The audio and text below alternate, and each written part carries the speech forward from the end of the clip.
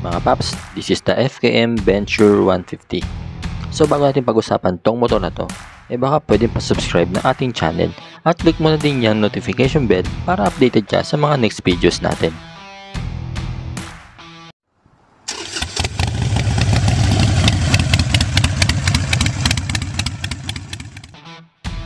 So ngayon mga paps, iikutan natin ang motor na to and then ilalagay natin sa screen yung kanyang full specification. And then maya lang, magbibigay tayo ng first impression ride natin sa motor na to.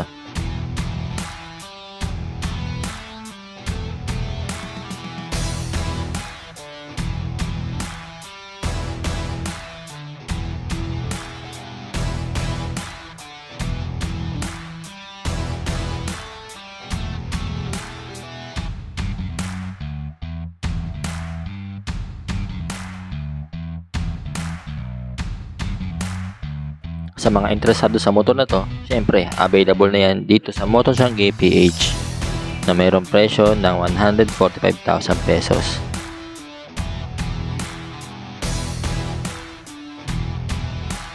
So ito na mga paps, tetesting na natin yung FKM Venture 150. Alright, alam ko na kung ano yung kamukha nito. Hindi, lahat naman ng motor ngayon halos magkakamukha na eh. So this one nga pala mga paps yung FKM Venture to is para siyang standard version. And then meron na rin isang yung version nito, yung Ultimate Edition niya, na yun na nga po yung hybrid. So iyon, ang ganda ng mga passenger peg nitong motor na to. Almost aluminum alloy ang material nito. Kitang ang ganda ng, ito yung nagustuhan ko sa motor na to eh. Kita niyo yung kanyang 7-inch crystal LED display. Ang laki, para siyang iPad. Yan. So okay naman yung response nung kanyang throttle. Okay naman. Yan. Ang ganda ng naked handlebar. Bagay na bagay talaga para sa kanyang adventure. Yan yung kanyang side mirror. Okay naman. Hindi ko nakapalitan to. Okay na to. And then yung kanyang windshield, ang laking bagay talaga ng mga windshield sa motor ngayon. Kasi yan yung ang purposes niyan talaga, yung kanyang nakakalis kasi ito sa wind drag eh. Para nakakabawas sa pagod ng mga rider. Yung kanyang sitting position, okay naman. Yung mismong upuan, malambot. Goods naman. And then yung kanyang mga lever, okay din.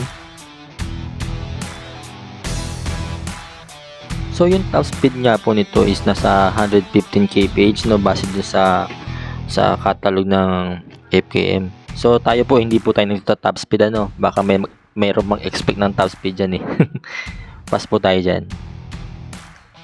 So ayan, yung kanyang turning radius okay naman. And then yung kanyang shock absorber okay na rin. Kasi tama-tama rin, may pagka-stiff. Tama-tama lang din sa pagiging adventure style nitong motor na to.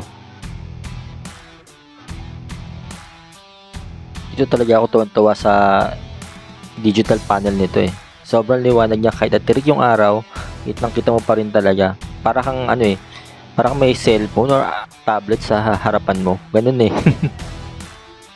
So this one nga po ay naka-fuel injected na So yung mga nababasa ko rin na iba na is yung fuel consumption nila. Nagre-range daw ng 36 to 42 km per liter. So okay na rin, pwede na yon. So kung meron man akong inatay na future improvement ng motor na to is yung na lang kanyang yung mags, gawin na lang sanang rim para mas kuwang-kuwa talaga yung kanyang pagiging adventure look ng motor na to. So ayun lang mga paps ang aking first impression ride sa FKM Venture 150. So all in all, okay naman siya para sa akin. And then syempre another choices to sa mga gusto ng mga adventure bikes, 'di ba? So yun nga, ulit sa kanyang presyo na 145,000 pesos. Meron ka ng Venture 150. Then goods tong motor na to. So, yun lang mga paps. Tapusin ko itong video nito. And see you on the next one.